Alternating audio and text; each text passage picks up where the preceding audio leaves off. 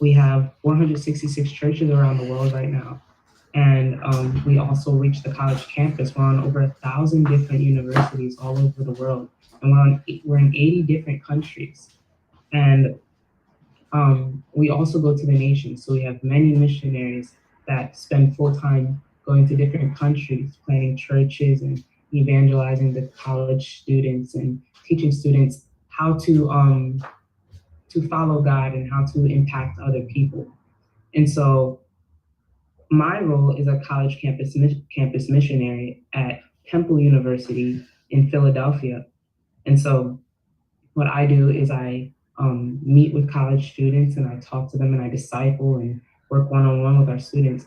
And the point of what we're doing is to make disciples of Jesus Christ and teach people what it means to truly know who's, as Zita said, whose they are, and who created them, and what it means to be a leader in society. And just a little background on me, I grew up in church in a small family church in New Jersey. And I was raised Christian, but I didn't really know what it meant to follow God and to really know God, um, other than just on a Sunday in church.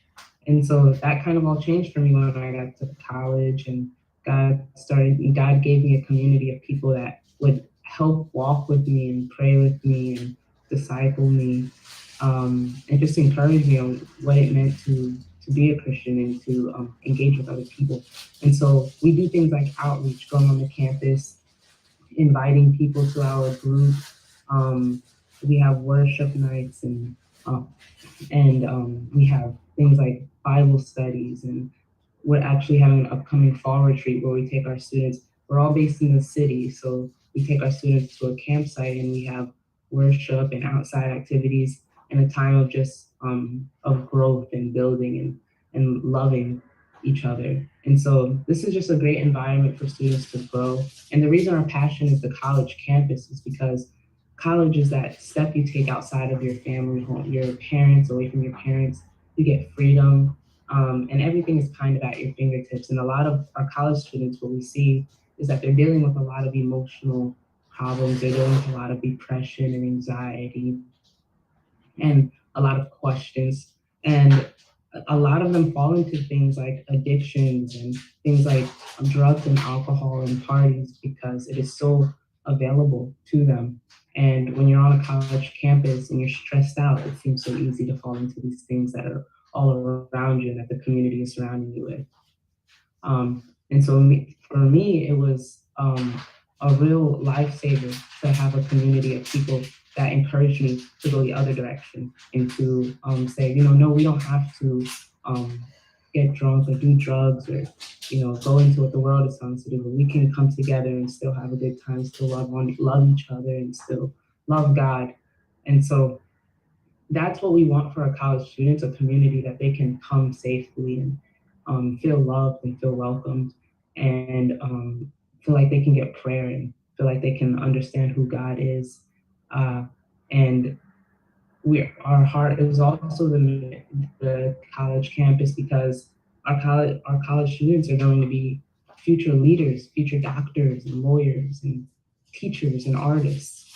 And so our heart is that we're pouring into them the love of Christ and teaching them what it means to be a leader and to love people correctly and to reach them with the gospel. And so that wherever they go, the gospel is being spread.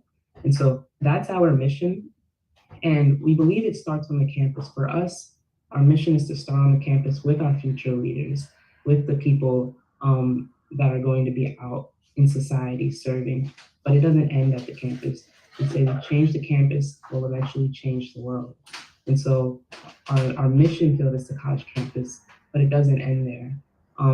A lot of our college students, they come from a whole bunch of different backgrounds. We have over 1,000 international students, so students from all over the world. Um, we believe in the Great Commission where Jesus says, go and make disciples in all nations, baptizing them in the name of the Father, Son, and the Holy Spirit, and teaching them to observe all that I've commanded. And so we believe in the God of all nations. That's why we're called every nation. That's why we're so missional, going to missions. And we have a heart for our international students, the students that come from all over the world to get an education. And a lot of our international students don't have community and they're very lonely. And the thing about being lonely in college is it can get very dangerous because when you get lonely, you don't have people around you that surround you with love and prayer. You can get very depressed, very anxious, and fall into bad habits, like I mentioned before, and fall into the wrong groups of people because you're desperate for community. And so having a healthy community for our international students, we're able to welcome them and say, you know, you can come here and get love and get prayer, and you can come to church with us, you can come to Bible study with us, and just show that love to every person on the campus. You know, everyone who walks on the campus should have an opportunity to want to welcome into our environment, and to hear who Jesus is. So many students don't know who Jesus really is or what the Bible really says. So we're called to go out onto the campuses and onto the universities and tell people who Jesus is and give them an opportunity to know him, because everyone deserves that right. We envision a day where every nation, tribe, and tongue hears the gospel of Jesus Christ.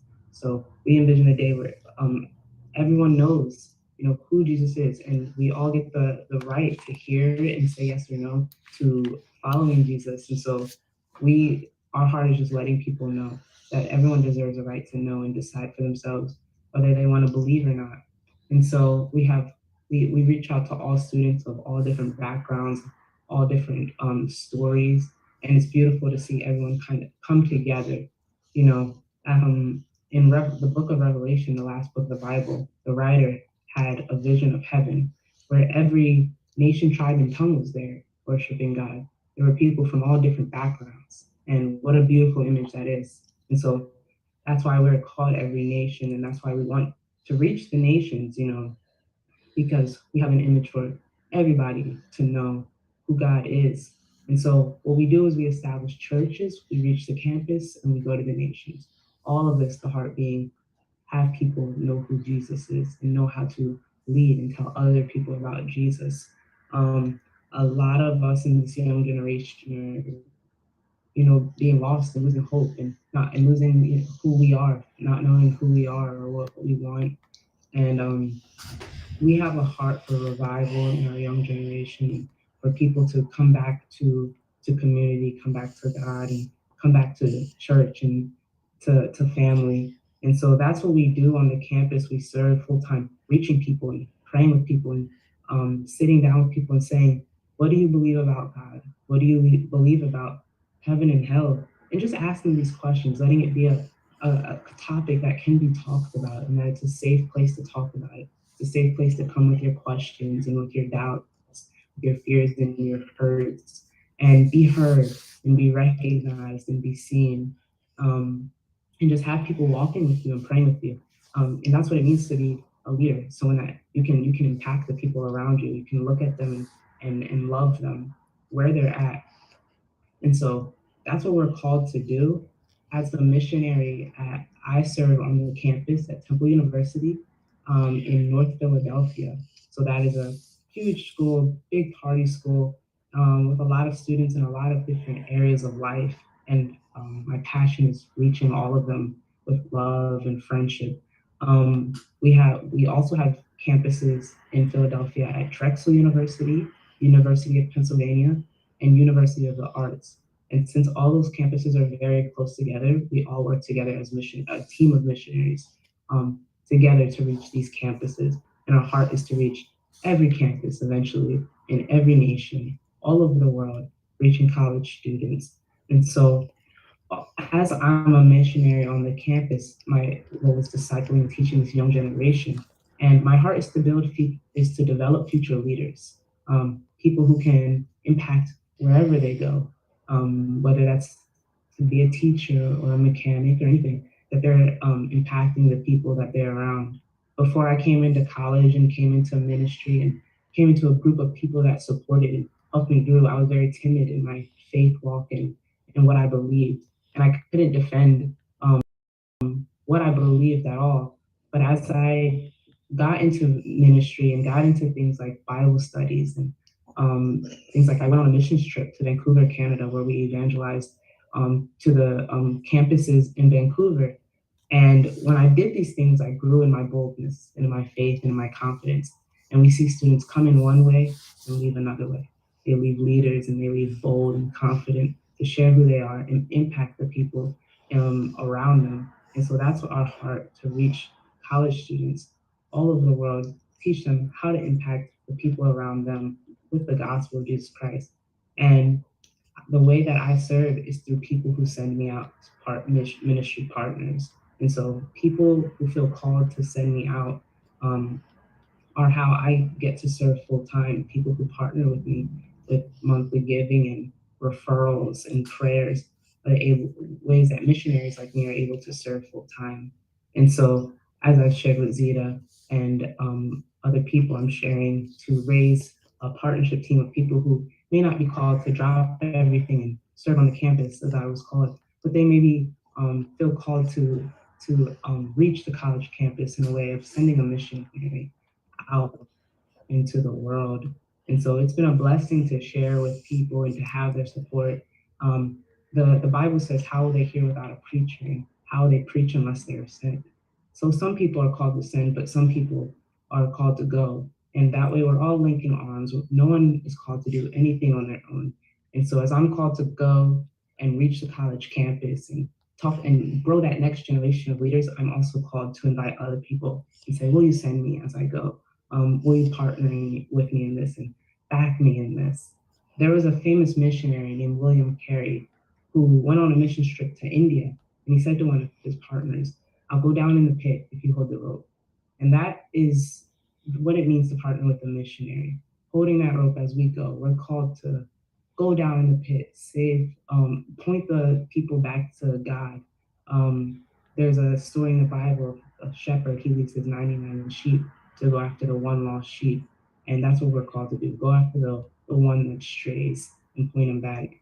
And so as we're called to do that, we're also called to invite other people to be a part of it and say, will you reach the campus with me? And so that is the calling on all of our lives who know Jesus, to tell other people about God and to be in a place of open arms and of love and of freedom. And so that's what we're doing on the campus with the students.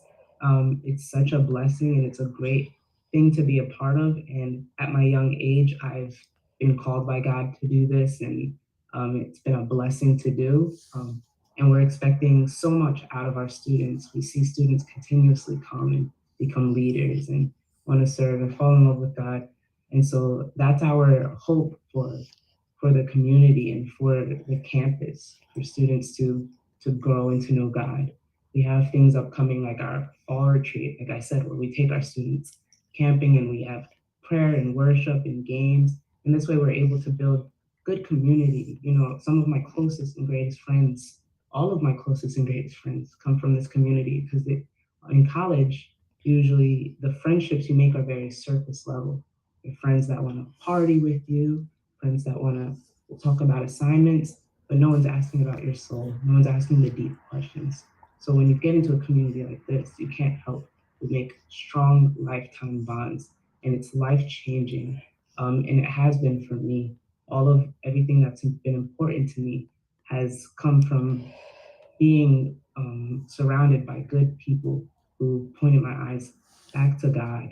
And so that's what we do, and that's what we are asking for people to link arms with us, grab our hand, and support us in this, and um, reaching the next generation, the students that are going to raise up and be the leaders of this world.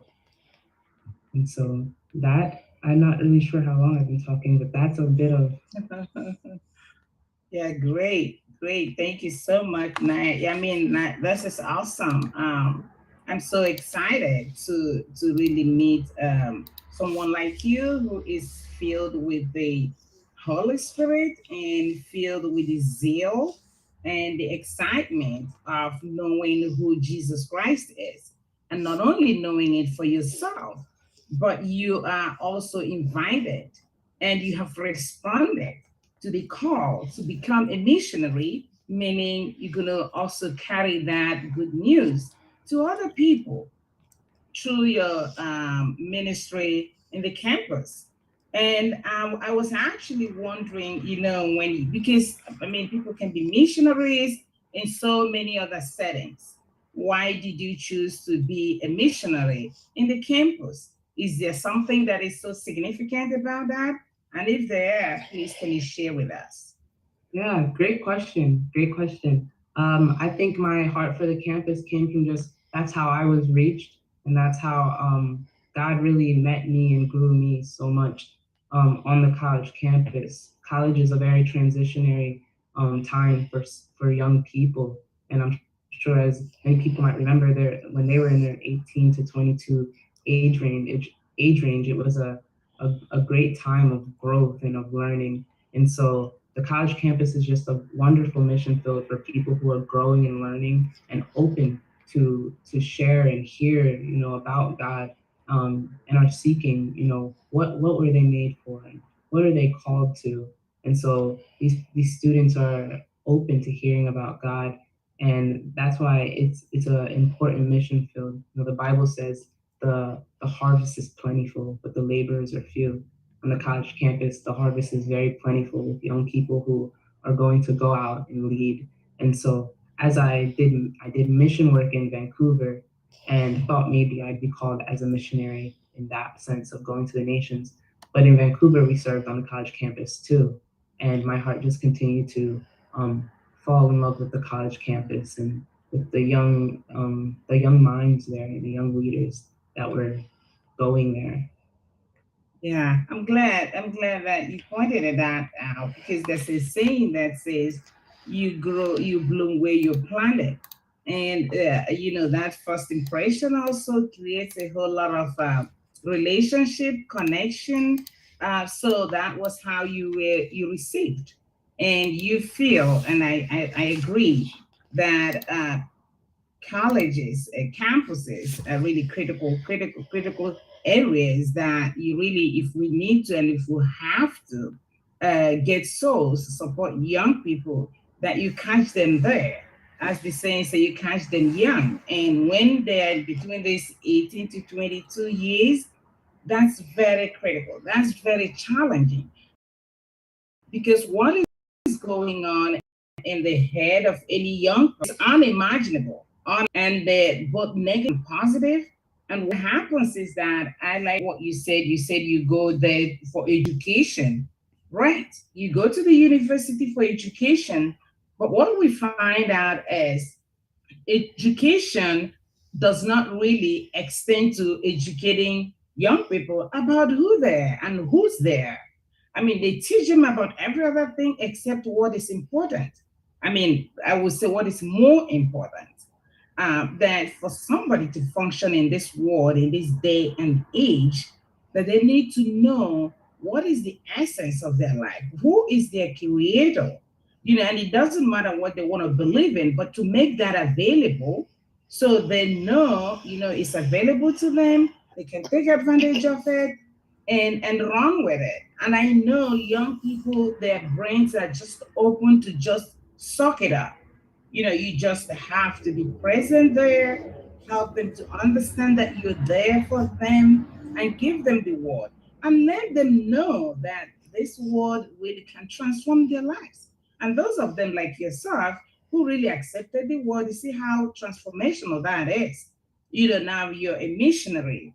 And so it is very important. And I want to also talk to the professors because I'm not sure what your own experience was with the professors in the campuses.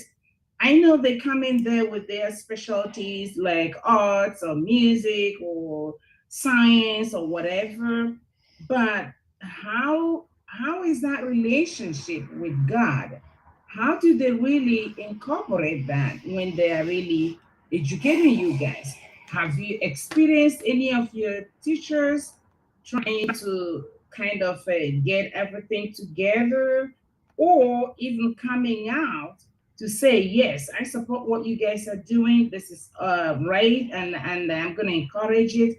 Have you experienced any professor doing that, or have you gotten someone who has really physically responded or reacted to what you guys are doing as like what are you guys wasting your time here, talking about? So can you share a little bit of both sides if that has happened to you? Yeah, absolutely. I believe usually it's surprisingly pretty open on the college campus. The people who are not interested in God or offended by God, because we come with a space of love, and this is something that if you don't want to receive it, then that's your free will to walk away from it. And so because we come in that way, we don't have a lot of physical or too many offended or angry people. When it comes to professors, our campus is pretty open to and all types of thoughts and beliefs. And so professors are generally accepting and open. We've definitely had our students who say they're uncomfortable by professors, explaining their beliefs that are against about against God, or offensive of God. But we also encourage our students, as they become leaders and become more bold, to speak out in class if they urged to, or if they want to invite their teachers to some of our larger events. Sometimes teachers have come and listened. We have classes that are at Temple University that are required to take, called intellectual heritage. And in this class, you read all types of religious texts, and you discuss God in a way of more of, they speak of him as a fictional story or things like that. And so being able to have these conversations with students while they're taking these intellectual heritage classes are good, because they're now able to bring a new sense of boldness and a new sense of truth to those classes, and bring them up to their professors. So when it comes to professors wanting to argue with us or push us away, thankfully that doesn't happen as much. People are pretty open in Philadelphia, and if they aren't, they just walk away. Okay, that's good. Yeah, that's good to know, because I know some have in some universities where they don't want to hear it, but they also don't want to allow those who want to hear it to take advantage of it, and that is very bad, because if you we are in a free world. So if people are free to listen to whatever they want to listen to believe whatever they want to believe, but what we believe in Jesus Christ and the gospel of Jesus Christ, and we have the right as Christians, to preach, to live the word, and also to collaborate with anybody and everybody that wants to listen, and, to what we have to offer. So I know I was looking at your website, the Every Nation website, and one of the things that I noticed that really caught my attention was they said that they equip, they empower, and they send leaders to establish new churches. So now, in times of equipping you and empowering you, can you share with us how long the training will be for that kind of, empowering, equipping, or how does that really come together, especially for you right now, at those three qualities, things that you have, experienced, and are they helping you to do your work as you should as a missionary?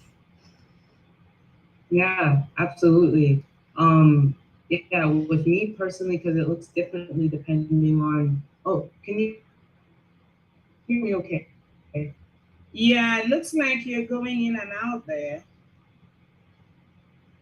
Um, Okay, um, let me try to fix. yeah, your photo was just going in and out a little bit there, and yeah, right now we can hear you. Hello, you there? Uh, Hello, can you hear me? Okay. Yep, Yes, I can good. hear you We're good now. now. Yeah. Oh, okay. Sorry about that. My Wi-Fi was unstable. Sorry, can you repeat your question again? Yeah, so when I was referring to the website, I saw three items or three activities that they say the missionaries are on.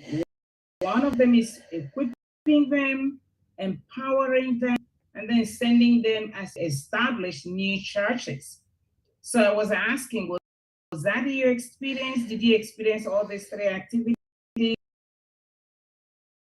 before you started where you are right now?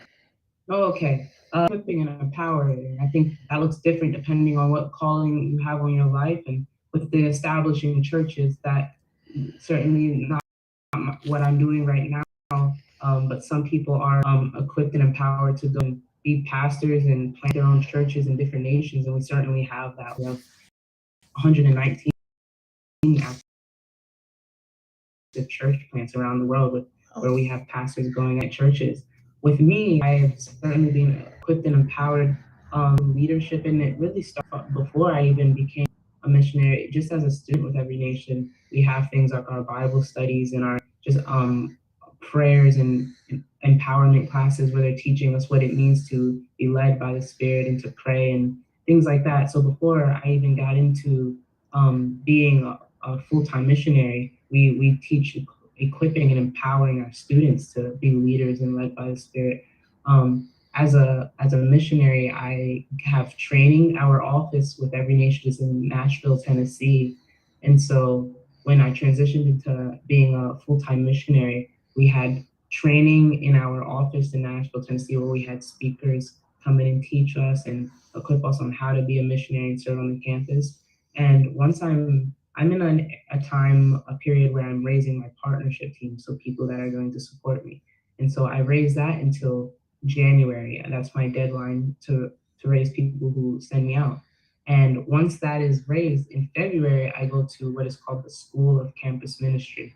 And so anybody who is going to be a campus leader, a campus minister, um, or serve in the countries as a campus missionary has to go to this school. And it's a 2-month school from February to April in Nashville, Tennessee, where we are in a full 2-month course of learning what it truly means to be a leader and be a missionary, prayed over and walk through, but walk with many leaders who have done mission work before us and will teach us and walk with us in that. And so that'll be a 2-month training and 2-month school, and graduate that, you're fully commissioned as a missionary to go and preach the gospel. Wow, that's awesome. So you look forward to doing that, right? Yeah. That's great. It was interesting that, I came back from missionary trip and here you were the first person that got, in contact with me wanting to talk about this. So, I mean, like, this is not a coincidence. I see this as divinely designed, because sometimes God just put people on our ways for several reasons, being a missionary for very exciting.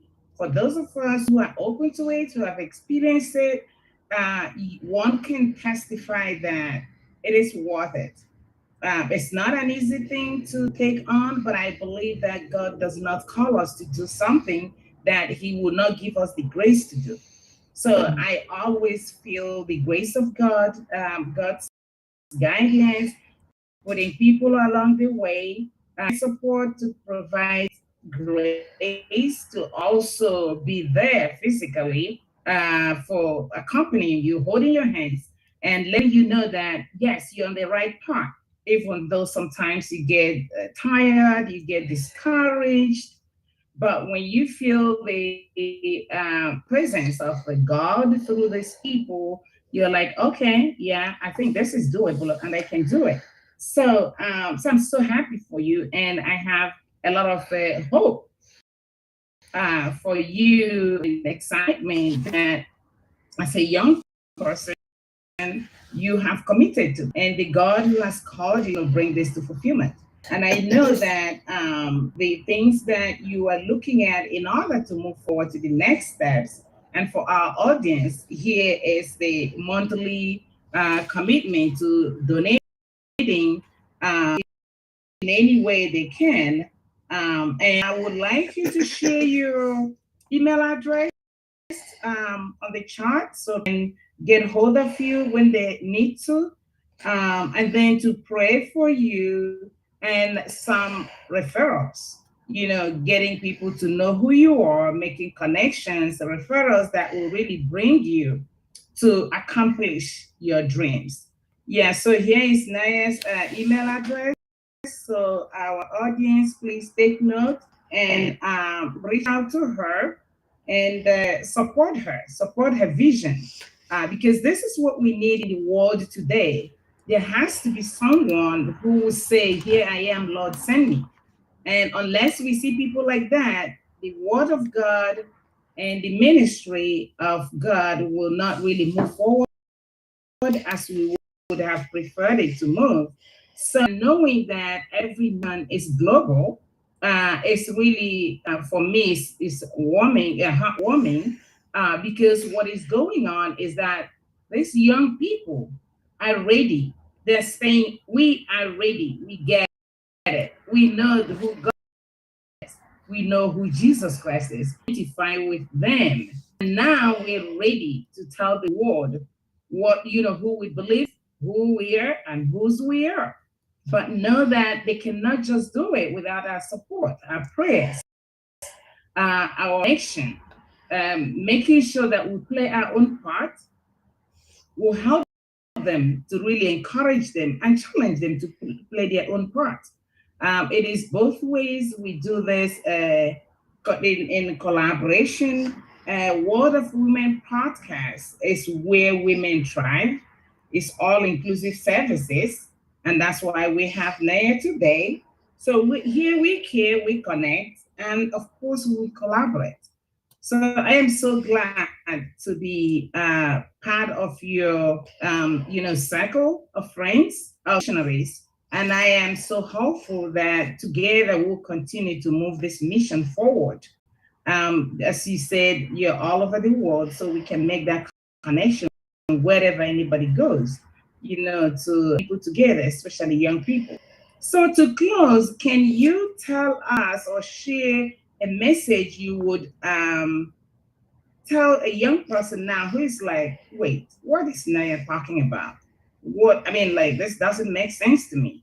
So what will you tell them, so that they can actually begin to listen to you? Yeah. Well, first I was telling them that they were created and loved, and that they were created to be loved and to love the one who created them. And so I think a lot of young people and a lot of people in general, have the question of, why am I here? What was I made for? Where will I go? And there's a lot of debate on, what the answers to those questions are. And so I would to ask themselves these questions and bring these questions to God themselves, and it's not as difficult as the world may make it out to be.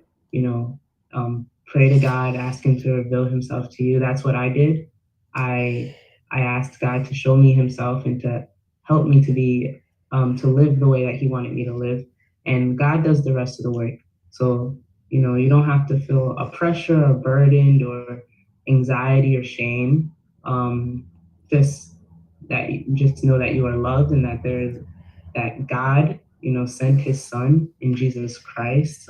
Jesus in flesh was God, and He lived a perfect and sinless life, and He died so that all that come to Him and know Him will be freed from sins and will be able to have a relationship with God and call God our Father and our friend and our Savior, and we don't have to worry about death or about sin. And so that's welcome to anybody, and it's a free gift to anyone who is willing to receive it. And that's what we're so passionate about, teaching students that, Jesus is God, and He's there waiting for you in open arms for you. And yeah, I'd say have hope, give God a try, and He's there waiting for you. You're loved and you're made for a purpose. Yeah. Thank you so much. That's powerful. Yes, I agree. We're meant for purpose, and it's very important for each one of us to find out, why am I here? What the purpose of my existence? I know we started 15 minutes late. So right now I'm gonna use some of the time left. I know we're hitting 9 p.m., but I'm gonna let our audience here make comments, ask questions, and then we can wrap it up. I think it's doing. Thank you.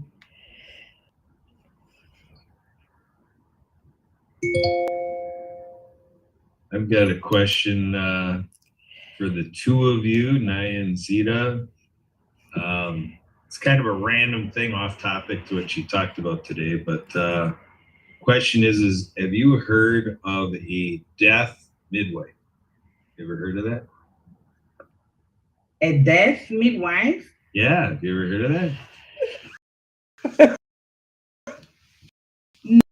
No. What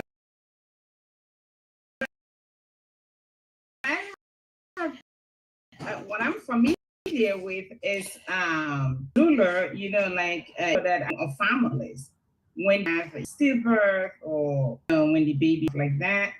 And I know hospice nursing. Other than that, I've never heard about a death midwife.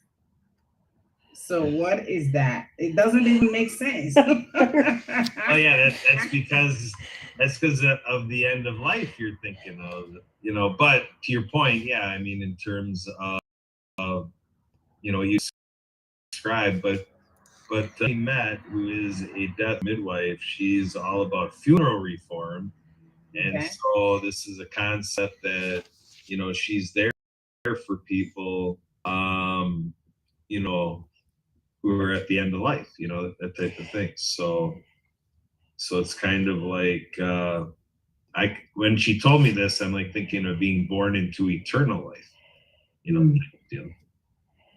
So Wow. that was interesting. But just kind of hearing the conversation and hearing um, the aspect of calling and purpose. I just got done with a 4.5 hour conversation. A 4.5 hour conversation with the Wow. gentleman that we met starting at 4 Eastern today. And just said goodbye to him before coming into here. But his purpose, his calling is just immense, and he just feels that he's being called by our Creator to do what he's doing, and it's of mental health and anxiety, and with therapists and so forth.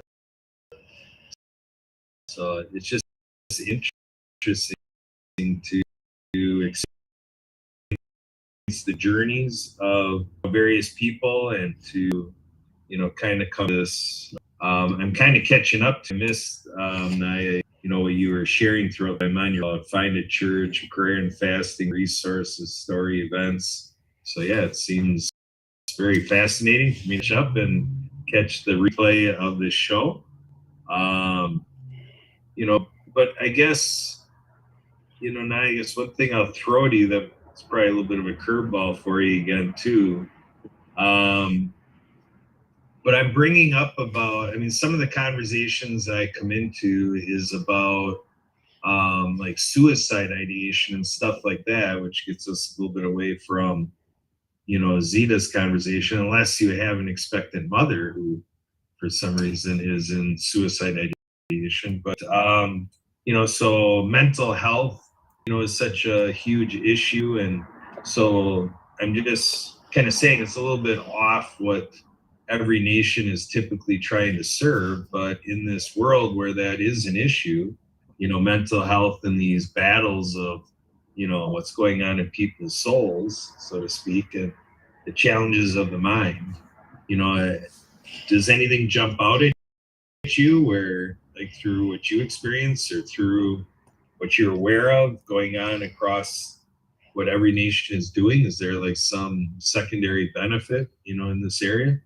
Oh yeah, absolutely. Great question. I think mental health is definitely so important to be discussed and something that is definitely needed, especially on the college campus. I don't know if I mentioned this. I don't think I did, but when I went to college, I went to Temple University. I studied psychology, so my goal was to be a counselor, a therapist, before I got into ministry.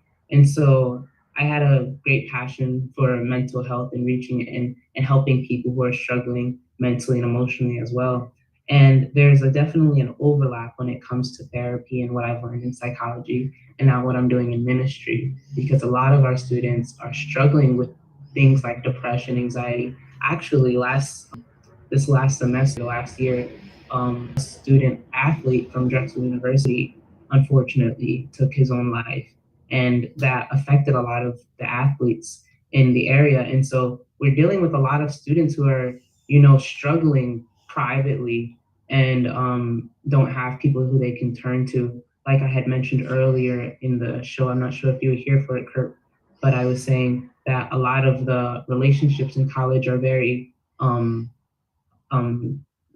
very low level friendships, very surface level friendships. And so people are, they have friends who they can party with and who they can talk about their classes with and joke their deep conversations. They're having people that they can turn to when it comes to mental health and when it comes to depression and loneliness and things like that.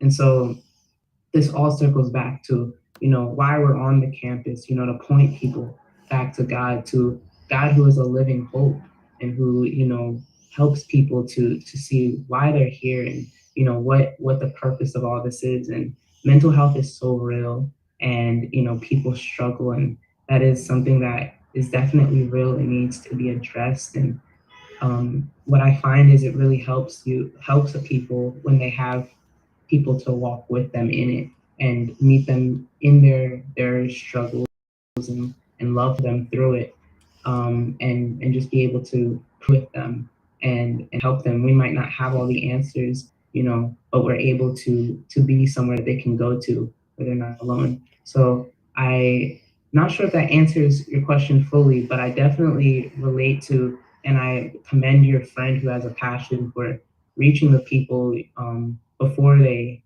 pass, or and reaching those people, because a lot of people are so lost. And I heard this one wise man say, "Live here is but a moment; it's like a snap, but it decides the rest of our eternity and the rest of forever." Our life here is short compared to forever, but what we decide here decides the rest of that. And so, just being able to read people and show, like, why are we here and what are we called to do in this short amount of time, you know? And so, yeah, I certainly think that that's an important topic and one that college students definitely need people who are sensitive and wise in that area. Yeah. So with what I see with every nation and you being here, Naya, and with Zita's work, I mean, do you have any insight on, kind of like you're describing a little bit in what you say here about at campuses, and then you're alluding to college in this and so forth. Are you kind of seeing, kind of at that point in life to become an expectant mother? And then I'm just trying to piece together if this is something that happens, that somebody kind of veers and backslides away from strength through faith, and then um, conceives a child, and then, so it becomes an expectant mother, and then through now this new role emerging in their life, I mean, do you find ever that kind of comes together that way, that once they start to realize they're becoming a mother, that all of a sudden that's where they get inspired to have a stronger faith journey, because now they've got a child on the way? Yeah, I've actually heard that. So not so much on the college campus. So I don't have much of my students, having children. But definitely with the people that I meet with, because right now, like I said, I'm meeting with people to raise my partnership team. So I'm meeting with people who have known God and people who are much older than me and have a lot more life and experience than me. And I've spoken to some mothers, and a lot of them, when I speak to them, and I ask them, when did you start? Because one of the questions I really like to ask when I'm meeting with people individually, especially if I know that they believe in God, is when did you start believing in God for yourself? And a lot of times, a lot of mothers say it's when I had my child and I realized that there's now this life that I'm impacting and that I'm responsible for. Actually, I can say that my mom's testimony was similar to that. She had my brother and she had me, and she realized, okay, now I have these two young children who I'm responsible for leading and guiding.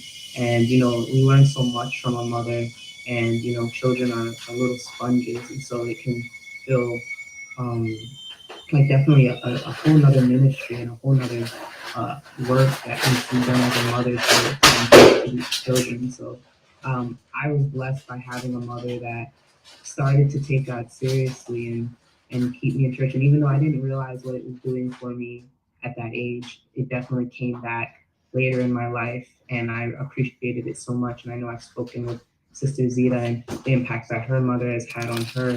And so I think a mother, when you have a kid, I feel like a mother starts to realize the sense of, purpose and power that you have over this child that you're imparting to. And so it definitely makes a difference when a mother really truly knows God, or when you have a mother that prays with you, or teaches you about God. It really breeds a growth in you that is just wonderful. And so, yeah, I think it definitely strengthens the faith. I think anything that brings you into a place where you're like, I don't know how to do this, and I'm a little lost, and I can't do this on my own power, is gonna help you to turn to God. Excellent. Wow. Good insight. That fell into place better than I thought. That's the Wow World of Women podcast makes it happen right here. This is great. This is Absolutely. Yeah. Thank you, Naya. That you really answered very well. And the other thing I just wanted to add is that when we talk about mental health, it's very scary. A lot of young women these days have mental health even before they start thinking about having babies. And what happens is when mental health really taken care of prior to pregnancy, it can really escalate to a whole lot. And then the ripple effect on the baby and the mother and even the family is unimaginable. So, examples, I feel between these ages of 18 to is the best time for any man, young man or woman to begin to know the purpose of their life. We know that even some of them that start having those symptoms like depression, you're full of anxiety, and some of that could be because of the new environment. You're getting exposed to new education. Some of them also are being pulled from family to some other place that they're not familiar with, and some have nobody actually support them. So what happens in this area is everything is kind of complicated for them. So coming to know Jesus is a way of really putting you, not only helping you as an individual to know what is the meaning of your life, but it also brings you closer to relationship with other peers, people who go through common symptoms, put it that way, experiencing certain things that their moms and their dads or their cousins are not really able to understand. So being a Christian for me is one way of one taking care of themselves spiritually as well as physically. Because even during therapy, when people with that have this kind of challenge, uh, part of their therapy is also finding a group, a group that will really help you, or getting into a relationship that really supports you mentally as well as physically. So I see there's a win-win situation that when one know who one is and getting into that kind of relationship with oneself spiritually, that you're also connecting physically with other people and sharing some of those challenges that life throws at us, but that one can really take care of and manage better once you understand who you are and whose you are.